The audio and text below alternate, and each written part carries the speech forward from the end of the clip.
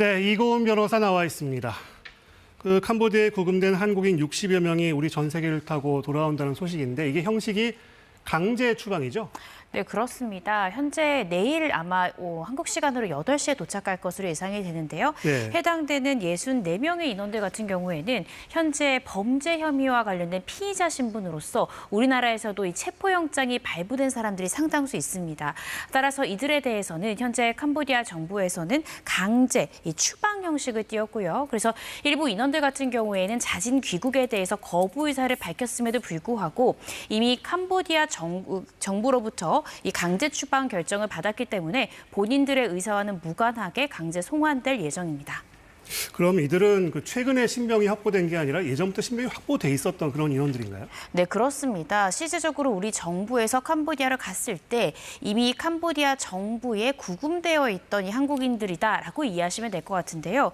오늘 이 박성주 국가수사본부장이 브리핑을 통해서 이야기를 한 것이 64명, 그러니까 내일 송환될 64명 같은 경우에 그중에 이제 59명이 캄보디아 스캠 단지를 캄보디아 경찰들이 현장에 급습해서 검거된 그런 인원이다라고 이야기를 하고 있고요. 네. 그중에 5명 같은 경우에는 이 스스로 신고해서 경찰에 의해서 구출이 된 그런 인원이다라고 합니다. 그리고 지금 현재 송환될 것으로 예정되는 이 64명 같은 경우에는 보이스피싱이라든지 이 로맨스 스캠 등 실질적으로 범죄를 저지른 피의자 신분이고 또 이들 중 상당수가 이미 체포영장이 발부된 그런 인물들이다라고 이야기하고 있습니다. 그럼 이제 전세기를 타는 순간부터 우리 국내법이 적용되는 거죠? 네, 그렇습니다. 실질적으로 영장이 이미 발부된 인원들 같은 경우에는 아마 이 비행기를 탑승한 순간 영장이 집행될 가능성이 상당히 높고요. 네. 지금 일부 인원들 같은 경우에는 현재 영장을 발부 중인 경우도 있습니다. 그래서 만약에 이들이 도착했을 때, 공항에 도착했을 때 영장이 발부된 경우에는 영장 원본을 공항에서 제시하고 이 체포 절차가 집행될 가능성이 상당히 있고요. 지금 현지에서 브리핑 내용을 좀 보면 이 한국 시간 08시경에 인천공항에 도착할 예정이다라고 하고 입국 후에 이제 각자의 주거지를 관할하는 경찰서로 흩어지게 됩니다. 이 조사관서로 원활하게 이동하기 위해서 지금 경찰에서는 공항 현장 대응단 200여 명을 추가로 편성했다고 하고요. 이 현장 대응단을 통해서 각자의 주거지 관할 조사관서로 이동하게 되면 네. 현장에 남은 인원들이 브리핑을 진행하겠다라는 계획입니다. 그럼 이들은 어떤 혐의가 적용되고 처벌 수위는 어느 정도로 예상이 되고 있습니까? 실질적으로 대부분 로맨스 스캠이나 보이스피싱 범죄 등은 이 사기죄가 기본적으로 성립이 된다라고 보시면 될 것 같습니다. 뿐만 아니라 실질적으로 조직적인 범죄를 저질렀기 때문에 범죄단체 가입 및 활동죄까지도 함께 성립할 가능성이 상당히 높다는 생각이 들고요. 물론 이들 중에는 자진적으로 이 해당 범죄단체에 가입한 인원도 있을 수 있고 나는 고문이나 협박 때문에 어쩔 수 없이 이러한 범죄 활동을 한 것이다라고 주장할 수도 있는데 이런 부분들에 대해 사실은 수사당국이나 법원은 미필적인 인식의 범위를 상당히 넓게 봅니다. 그래서 이 부분에 대해서는 이 수사가 적극적으로 필요한 상황이다라는 생각이 듭니다. 네. 그런데 앞서 말씀드린 60여 명이 귀국해도 사건이 끝나는 게 아니잖아요. 지금 캄보디아 범죄단지에 남아있는 우리 국민들이 얼마나 되는 걸로 보이고 이들을 어떻게 할 건지 그런 계획이 나와 있는 게 있습니까?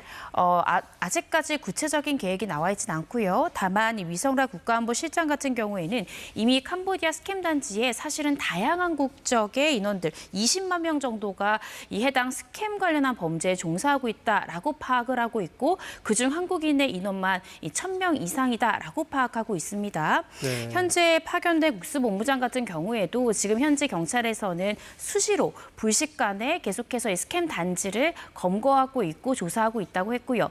이 과정 중에 한국인들이 체포될 경우에 지금 내일 송환될 것으로 예상되는 인원들처럼 한국 정부에 통보하고 국내로 송환될 수 있도록 적극 조력하겠다라는 것이 캄보디아 현지 경찰들의 의견입니다.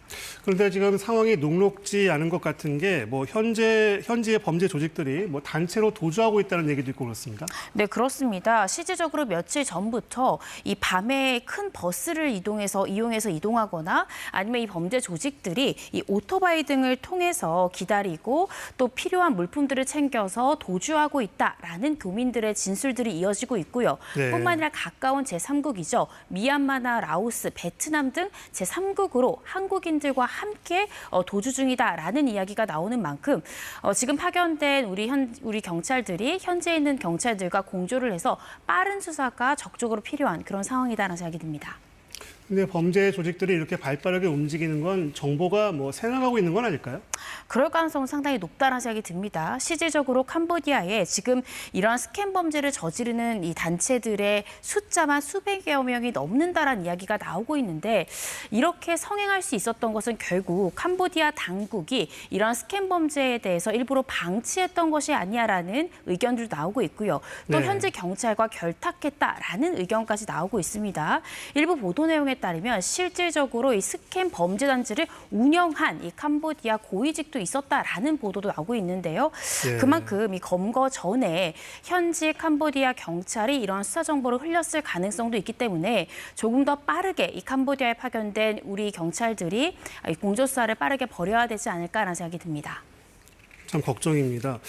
오늘 캄보디아 피싱 조직원들 일명 마동석 팀으로 불린 일당들에 대한 법원 선고가 있었죠? 네, 그렇습니다. 이른바 마동석이라고 불리는 이 범죄 총책이 있었는데요. 이 해당 총책이 조직한 이 조직에서 일한 한약 콘서트에서 일하면서 로맨스 스캠 등의 범죄를 저지른 이들이 지금 실제 실형이 선고가 됐습니다. 범죄단체 가입 등의 혐의로 기소된 서모 씨 같은 경우에 징역 6년의 중형이 선고됐고요. 또 이들과 함께 범행을 한 김모 씨 등도 징역 4년형의 실형이 선고됐습니다.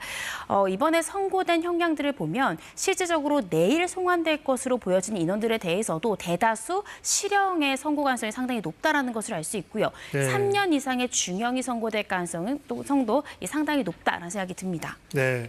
그런데 앞서 말씀하셨지만 궁금한 게 자발적으로 범죄에 가담한 게 아니라 고수익 취업에 현혹됐다거나 또 현재에서 납치됐거나 해서 어쩔 수 없이 범죄에 가담한 경우는 처벌이 좀 경감되나요?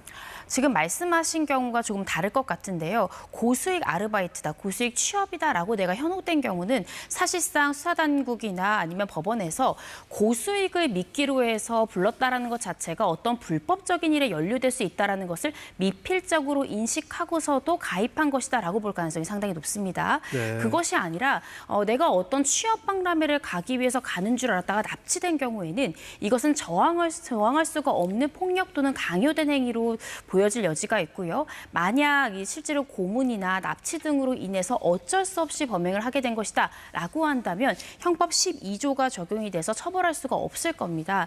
그런데 실질적으로 이러한 경위로 가담이 된 것인지 아니면 꼬박꼬박 수익을 받아가면서 실제 조직원으로서 가담한 것인지는 조금 더 수사를 통해서 면밀히 밝혀야 된다라는 생각이 듭니다. 그러면 강요나 협박에 의해서 행위를 했다는 거를 입증을 해야 되지 않을까요? 네, 그렇습니다. 실질적으로 지금 비행기에 조만간 탑승할 것으로 보여지는 인원들도 사실 상당수가 수사기관에는 내가 고문을 당해서 내가 원치 않았지만 어쩔 수 없이 보이스피싱 범행을 했다라고 주장할 가능성이 상당히 높거든요. 그런데 네. 본인 진술만으로는 이를 입증하기 상당히 어렵고요. 예를 들어 고문을 당했다라고 주장한다면 몸에 남은 상흔들이 있다거나 아니면 같은 조직에 소속한 이 조직원들의 공통된 피해 진술 이런 것들을 통해서 자신의 주장을 좀 입증할 수 있을 것이라 보여지는데 만약 이들이 이런 주장한다 하더라도 그들의 통장이나 계좌에 수익금이 꼬박꼬박 입금됐다라고 하면 이것을 과연 광요된 행위로 평가할 것인가 이 부분은 조금 더 수사가 필요한 영역이다라는 생각이 듭니다. 네, 사건이 빨리 좀 해결돼야겠습니다. 이고은 변호사였습니다. 말씀 잘 들었습니다.